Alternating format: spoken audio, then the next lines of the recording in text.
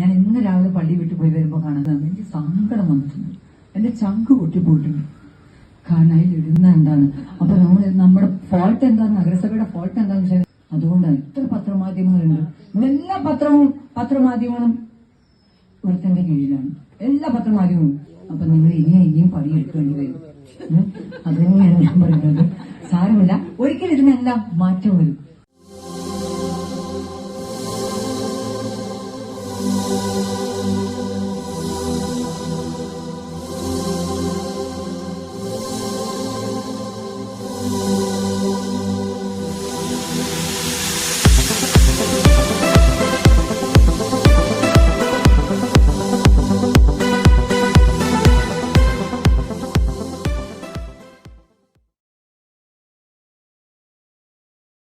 പ്രിയപ്പെട്ട സഹോദരങ്ങളെ, എന്തും കോഴിക്കോട് കോർപ്പറേഷൻ അവാർഡുകൾ ഇഷ്ടം പോലെ കിട്ടുന്നുണ്ട് അല്ലെ?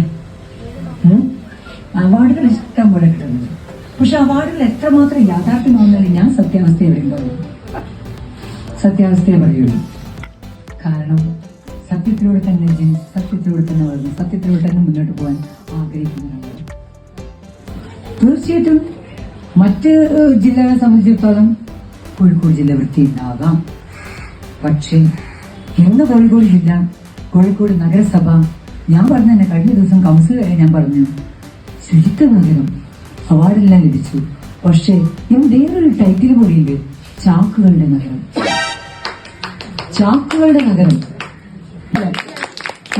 നിങ്ങൾക്ക് 8ന്റെ പണി തരാൻ വേണ്ടിയിട്ടാണ് ഈ കോഴിക്കോട് കോർപ്പറേഷൻ ചെയ്തത്. എവിടെ വേണം പറയും, കാരണം പണിയില്ലാതിരിക്കില്ല, വേണ്ടോളം പണിയുണ്ട്. അതിന്റെ ഇടയിൽ 2 സാധനം കൂടി വെച്ചിട്ട് ആരോട് വെച്ചു, ആർക്ക് വേണ്ടി വെച്ചു? ഞാൻ ഇന്നലെ കണ്ടിട്ട് എനിക്കൊരു ഫോട്ടോ അയച്ചു തന്നു. 2 വൃദ്ധ ദമ്പതികൾ സുഖമായിട്ട് വന്നിട്ട് ഡയപ്പർ വെക്കുന്നു, ഉടനെ അവിടെ എനിക്ക് എടുത്തിട്ട് ഫോട്ടോ അയച്ചു തന്നു. ഞാൻ സെക്രട്ടറിക്ക് അയച്ചു കൊടുത്തു. സെക്രട്ടറി കൊണ്ടുപോകും ചെയ്യുന്നുണ്ട്. ആദ്യം അടിച്ചുവാരും ഡയപ്പർ കൂടി എടുക്കേണ്ട പണി നിങ്ങളുടെ പണിയിൽ. അത്രയും പണി നിങ്ങൾക്ക് കൂടി വരികയാണ്.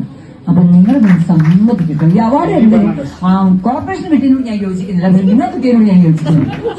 കാരണം നിങ്ങൾക്ക് ഈ സഹായം കാരണം ചെയ്തത് നിങ്ങളാണ്.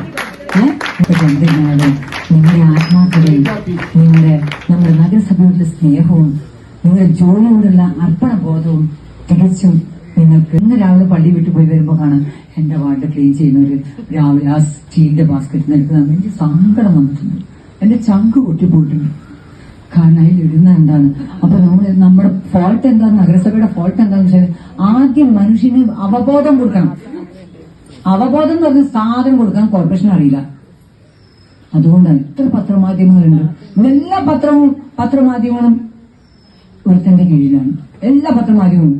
അവരിലൂടെ കൊടുത്താൽ പോരെ, അതിലെന്താണ് ഇടേണ്ടത് അത് ചെയ്തിട്ടില്ല. അപ്പൊ നിങ്ങൾ ഇനിയും പണിയെടുക്കേണ്ടി വരും.